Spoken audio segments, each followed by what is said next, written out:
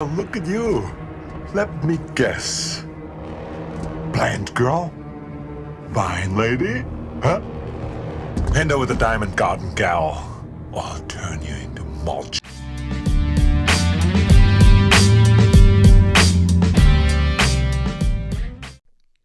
Hey guys, Michael the DC Multiverse Collector here, bringing you a review of the McFarlane DC Multiverse Mr. Freeze Build-A-Figure Wave Poison Ivy from Batman and Robin. Now, I've recently reviewed Batman, Batgirl and Robin from this wave. I've broken that down, looked at the Build-A-Figure parts. Today, we will be reviewing Poison Ivy and assembling the Mr. Freeze Arnold Schwarzenegger Build-A-Figure. So this is really exciting. These are actually the figures I was most looking forward to out of this entire wave. I'm a sucker for a Batman villain. I'm an even bigger sucker for Poison Ivy, one of my favourite Bat Rogues. Did I think we'd be getting Uma Thurman Poison Ivy as our first Poison Ivy in this line? No. Am I mad about it? I'm not mad, I'm slightly confused. It's probably not what I would have thought of as the first or most essential version of Poison Ivy. I would have thought we might have got an Arkham Poison Ivy or a Hush Poison Ivy. I'm sure those are coming in the future, but for now, this is what we get. We get Uma Thurman Poison Ivy. And look, I don't know about you, Batman and Robin came out when I was a young adolescent.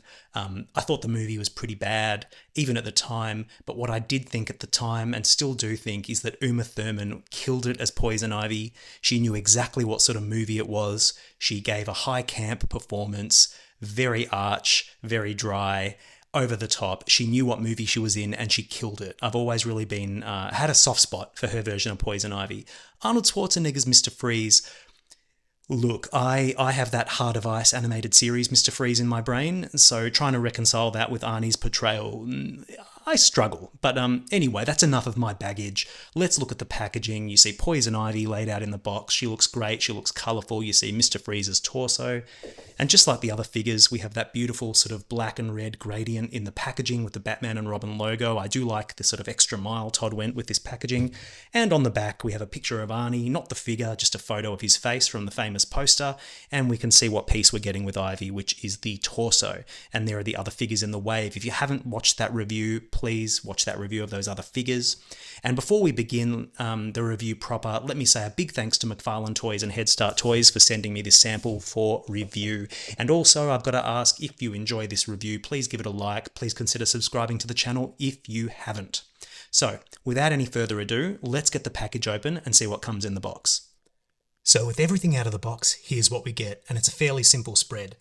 We have our classic DC Multiverse display stand. We've seen it a billion times. We're not going to waste any time on it. We also get the collector's card with the lovely Uma Thurman. And there is the bio for Pamela Eiley, Poison Ivy. You can pause that if you want to have a read. And then we get the lone Build-A-Figure piece, which is the torso. And we'll go into more detail when we actually look at the assembled figure.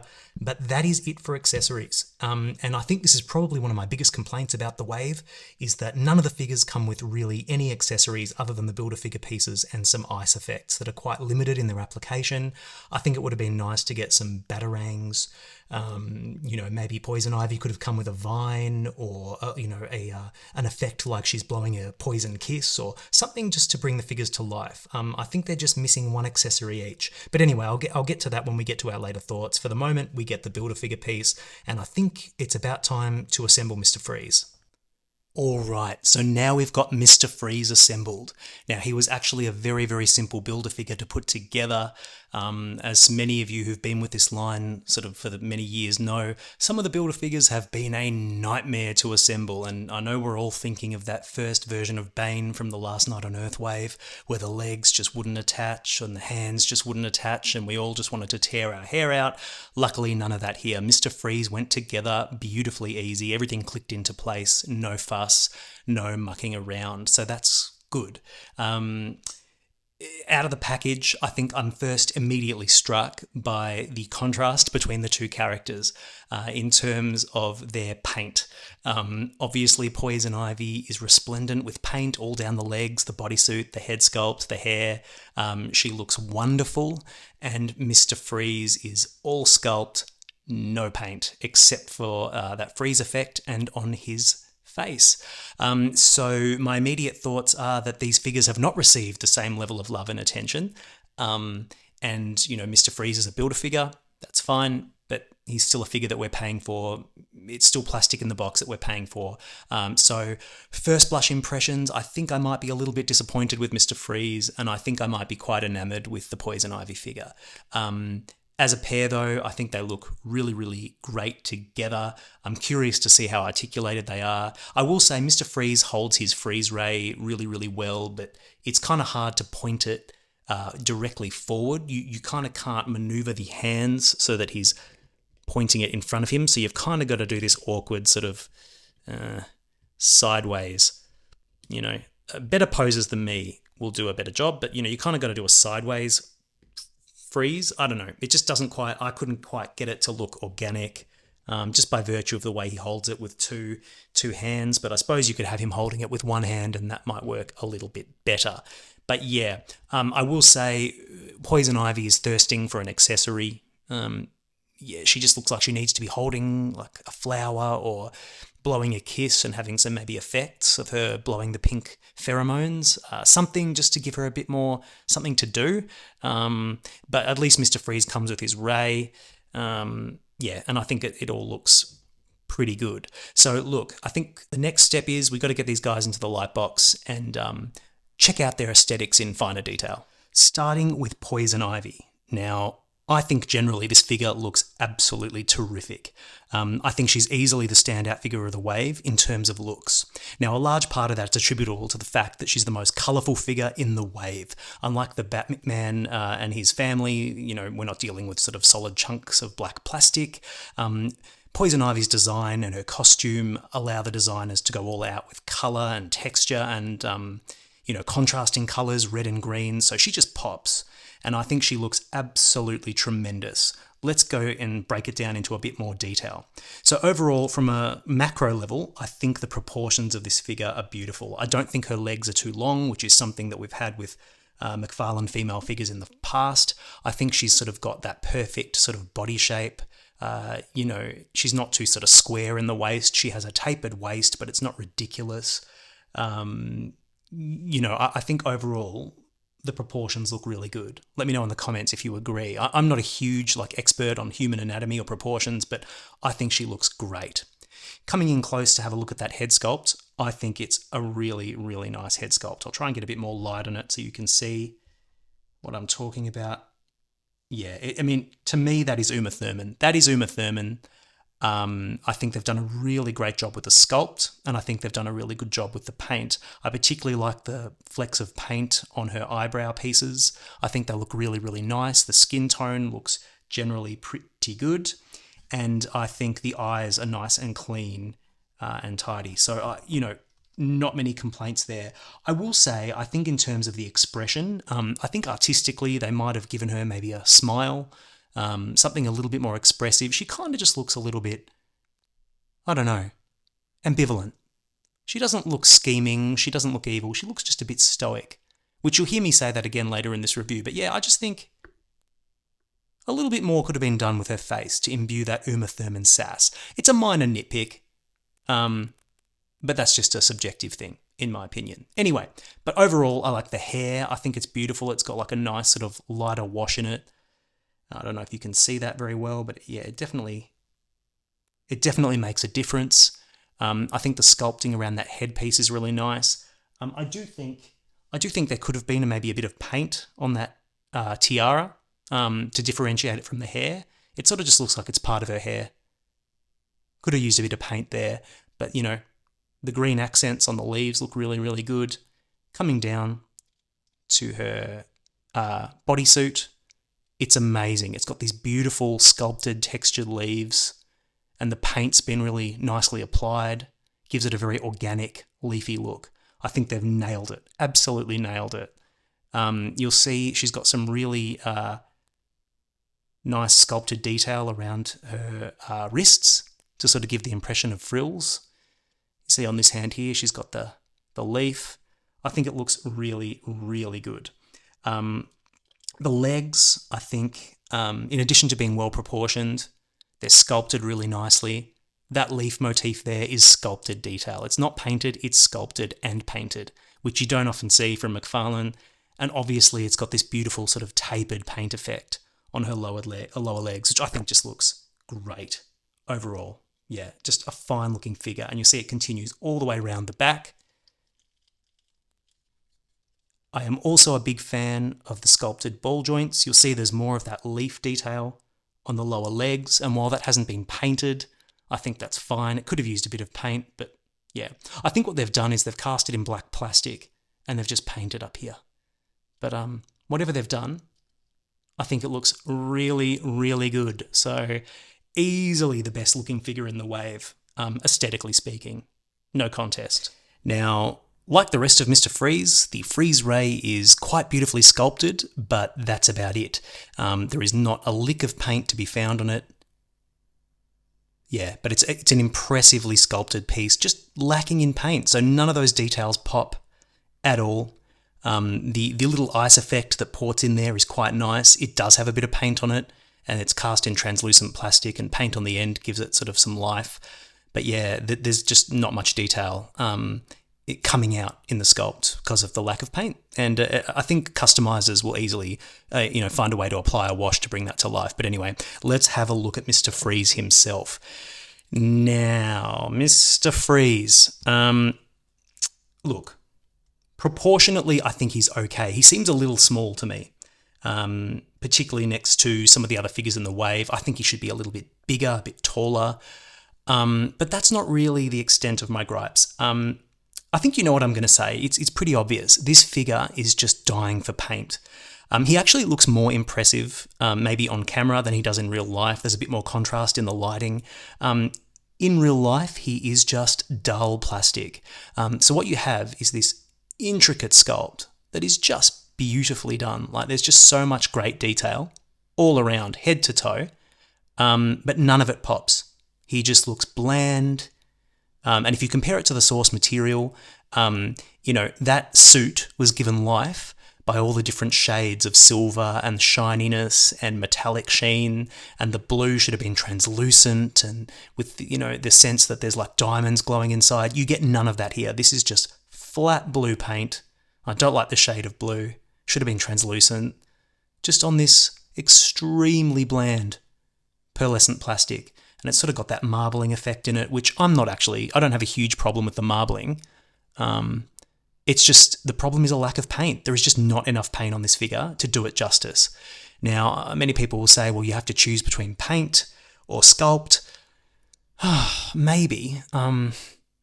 But like at a certain point, if you're not going to do it properly, I don't know that you should do it at all. I don't really know what the answer is. I think a wash wouldn't have been too expensive. Apply a little wash to it, bring him to life. And if the idea is that people are meant to do that themselves easily, just apply a black wash, and should we really have to? I don't think so. And I know he's a Build-A-Figure, so I know he's technically sort of free, but we do pay a premium for the Build-A-Figure waves, so we are paying for the figure. And I just think that Mr. Freeze deserved a bit more love than this. Aesthetically, if you look at the head sculpt, what I will say about it is that it is beautifully sculpted. I think it's actually a good likeness for a younger Arnold Schwarzenegger. I don't think it captures the sort of more grizzled Arnold in 1997. I will say I do like the translucent plastic in the head sculpt. That translucent plastic should have been what all the rest of the blue on the figure is. It just should have been. Cost be damned, that's what it should have been. So yeah, back to the head. I think it's sculpted beautifully. It's actually painted beautifully too. The eyes are very, very clean. I don't know if you can see that, but they're very immaculately clean. The lips are nice and blue. I think the problem with this figure, and I said it before in relation to Poison Ivy, is the expression is wrong, in that there's no expression. Mr. Freeze in the movie is high camp. He's either snarling, raging, laughing, cackling, speechifying, so much personality in that ridiculous performance. None of that is captured here. None of it. So while on paper it's a textbook, beautiful head sculpt that's accurate to Arnold Schwarzenegger, it's not accurate to the character. There's just no personality. It's a dead-eyed nothing. And I think that's a real big miss. because that's not a matter of budget. It's not a matter of anything but artistic skill. And I just think, or maybe not skill, I think this is done with a lot of skill, subjective artistic decision making. I disagree with it here. And, that's fine. I can have a different opinion, but it's my review, so I'll state it. I think this face is all wrong. He should have a grimace. He should be laughing, or I think he should probably an angry or snarling face would have been much more appropriate. This is just a big nothing. I can't pose this figure with anything, any other figure, to create any sort of drama, or, it's emotionless. And unless you're going to give us an alternate head sculpt with, another face, that this should not be the default head. All right, that's just my opinion. So aesthetically, I think there's just way too many problems with this figure. It's a classic McFarlane, beautiful sculpt, let down by a lack of paint and some questionable artistic decisions. So turning now to articulation, let's have a look at Poison Ivy first.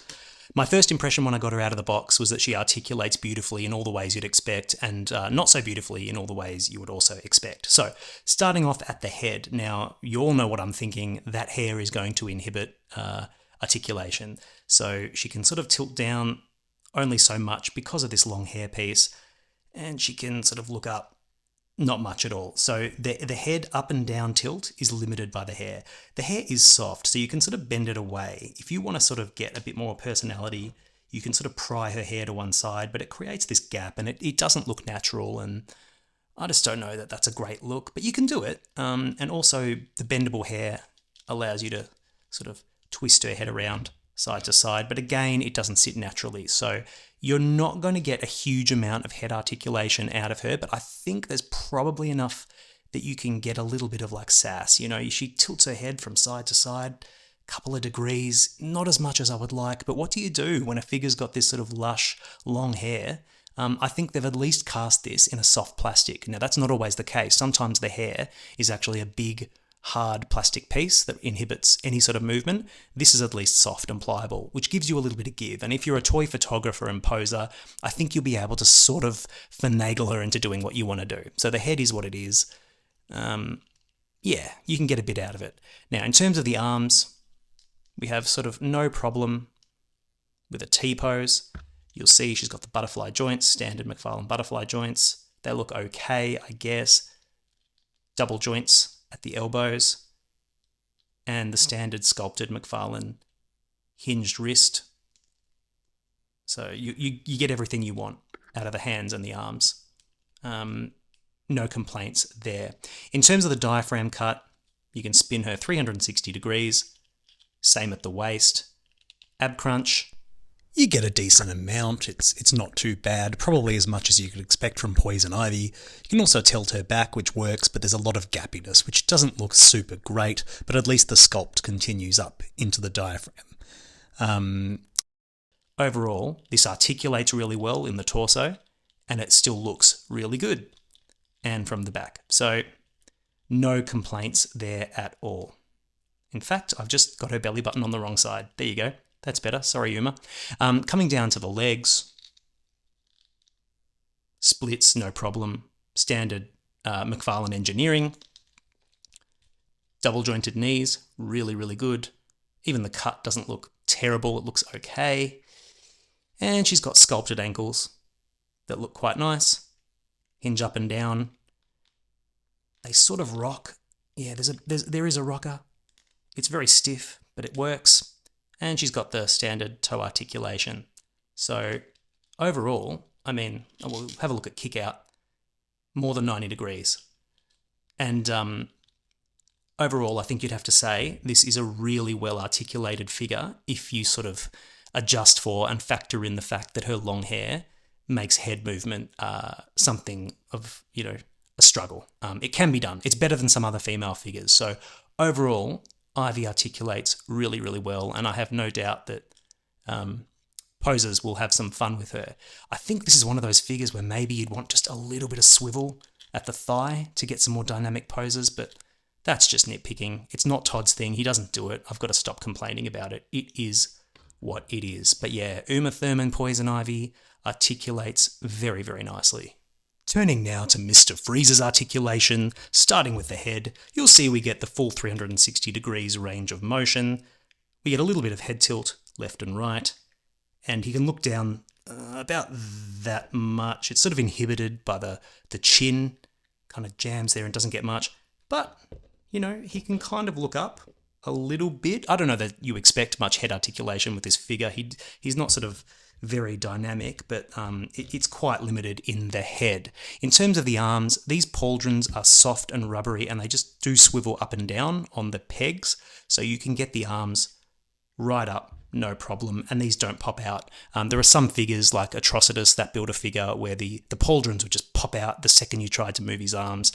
That is not a problem here, so that's well done. It's well thought out. It's not going to be a problem to get him into some, you know, dynamic poses with his arms. You'll see it's got the standard butterfly joint, single jointed elbows, so you're not going to get 90-degree range of motion in the elbow, and that's mostly due to the sculpt. It would have cut up the sculpt too much for double jointed elbows. Query whether you think that's necessary for Mr. Freeze, who's sort of a bulky armoured figure. I think it's probably the right choice. Yeah, so you don't get much. The hands are on a single hinge. Oh, yeah, they're on a hinge, but I don't know whether it's just the sculpt, but I can't really get mine to do anything. Yeah, it actually looks like they just rotate. There is no hinge on these. They just spin 360 degrees. That's it. So it is what it is. Yeah, so a bit limited. Again, the diaphragm cut allows 360-degree range of motion. The waist, the same thing. And you'll see in terms of ab crunch, he gets more than you would expect from a bulky figure like this. And back quite a lot, but you get a lot of gappiness there at the waist when you do that, which is unsightly. But yeah, like in terms of the torso articulation, he actually moves, you know, quite well. I think enough for Mr. Freeze. Yeah, quite good. In terms of the legs, the soft diaper allows greater than 90 degrees kicking out and back, although this distorts the rubber butt piece a little bit, but it can be done. You just kind of have to be careful when you're doing this that you don't sort of like damage the soft rubber diaper. It's a bit of a pain, but you can work around it. In terms of the knees, single joints, not even 90 degrees. Yeah, to be expected, but again, it would have cut up the sculpt a lot. I think it's the right choice for a figure like this. In terms of the thighs, there is no swivel as per usual. The feet, they've got a nice, generous sort of rocker. Up and down is very stiff. I can't get this to rock up. No, I can't get this to rock back up and down. Yeah, it looks like there is actually articulation there. Look, there is. You can see the hinge there. So he does. I don't know if it's fused in place or just needs to be softened with some water, but it looks like there is some forward and back rocker. I just can't get it to work, and I'm scared of breaking him. So look, overall, he articulates okay. I think in the context of Mr. Freeze and what you would conceivably want Mr. Freeze to do, he articulates fine, but it's certainly not mind-blowing, and it's about on par with some other sort of big, bulky Build-A-Figures that we've had. So yeah, he's okay. Now for some comparisons, starting with Poison Ivy. And here's Margot Robbie, Birds of Prey, Harley Quinn, Poison Ivy's BFF. I think they look really great together, the style matches quite well. And here's Poison Ivy against the Arkham City Catwoman. Again, the aesthetic is close enough that they work. And against Nightfall Catwoman, here I think the comic book look of Nightfall Catwoman clashes a little bit with Ivy. And here she is against the Crime Syndicate version of Donna Troy. And this just goes to show that McFarlane really needs to make some more female villain characters.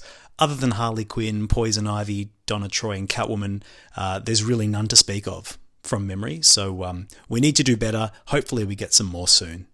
Now for some Mr. Freeze comparisons. Coming up first, we have him against the George Clooney Batman from this wave. And here he is against the Robin from this wave with the ice effect properly applied. Now, if you watched my Batman, Robin and Batgirl review, you would remember that I had a lot of trouble figuring out exactly how this piece was meant to attach to any of the figures. Well, thanks to a very helpful commenter in that review, I figured out that the ice effect actually goes over Robin's head. there you go. Who would have thought? I've actually never seen an effects piece go over the head of a character, so that's something new to me. And here's Mr. Freeze against Batgirl from this wave. And here is Mr. Freeze from Batman and Robin, compared to the Mr. Freeze Classics version that we got last year. As you can see, this one is a lot more traditional, a lot more comic based. I like it a whole lot more in terms of the design, but it's clearly a different beast altogether. And here is Mr. Freeze against Brainiac from Injustice 2. Now I only make this comparison because they're both relatively bulky, armoured characters with a lot of metallic surfaces on their body, and I think the contrast here is in the paint. Brainiac has had the benefit of a very light wash over his armour, and it really brings the sculpted detail to life, and for the life of me, I can't understand why Brainiac can get an awesome sculpt with a little bit of extra paint, and Mr. Freeze just gets no paint whatsoever. Here he is against Solomon Grundy, who is a Build-A-Figure from the Arkham City wave. Now everyone complained that Solomon Grundy was a bit too small for a Build-A-Figure, particularly for a character of that size. As you can see, he's much bigger than the human-scaled Mr. Freeze, arguably represents better value for a Build-A-Figure than this relatively normal-sized buck for Mr. Freeze, and you can see that he's afforded a lot more paint to go along with that highly detailed sculpt. And here's Mr. Freeze against the Cyborg Build-A-Figure from the Target exclusive Flashpoint wave. You will see that I have not completed that wave yet because it's very hard to get in Australia. But these are a good comparison, not only because they're Build-A-Figures and you can see that Cyborg is way bigger, certainly much heavier, getting a lot more bang for your buck, but also they are largely armoured metallic looking figures, and Cyborg has very little paint, but he has some in the lines that give a bit more definition to the sculpt, and again, I don't know why Mr. Freeze couldn't get a little bit of that. So what do I think of these figures overall? Well, I think Ivy is an absolute standout figure of this wave, probably a standout figure for the year, although it might be too early to make that call. She's got the lion's share of the paint budget for this entire wave. The sculpt is perfect, although I wish the head sculpt was maybe a tad more expressive, but overall an awesome, awesome figure. And one that actually fits quite beautifully into a comic or video game inspired rogues gallery. Here's Poison Ivy with the rest of my rogues, which is a mixture of comic and game designs, and I think she actually fits in really surprisingly well. Now by contrast, Mr. Freeze is a little bit disappointing.